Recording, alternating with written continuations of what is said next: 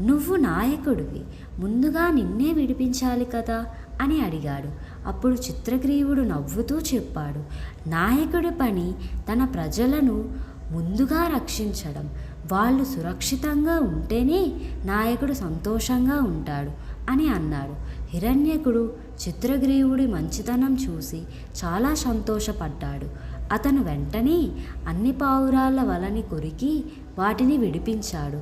చివరిగా చిత్రగ్రీవుడిని కూడా విడిపించాడు. అన్ని పావురాలు చాలా ఆనందపడ్డాయి. మన ప్రాణాలను కాపాడినందుకు ధన్యవాదాలు అని హిరణ్యకుడిని చెప్పాయి. చిత్రగ్రీవుడు అన్నాడు, ఇది మన అందరి సహకారం వల్లే సాధ్యమయ్యింది.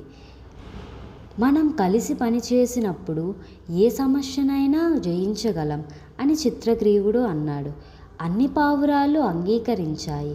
ఆ రోజు నుంచి ఆ అడవిలో ఒక గొప్ప పాఠం అందరికీ తెలిసింది. ఐకమత్యం ఉంటే ఏ ప్రమాదాన్నైనా జయించవచ్చు.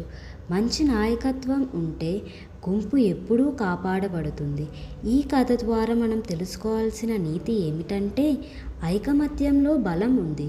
తెలివైన నాయకత్వం మనల్ని ప్రమాదాల నుండి కాపాడుతుంది. ఇలా చిత్రగ్రీవుడి తెలివి వల్ల అన్ని పావురాల ప్రాణాలు దక్కించుకున్నాయి.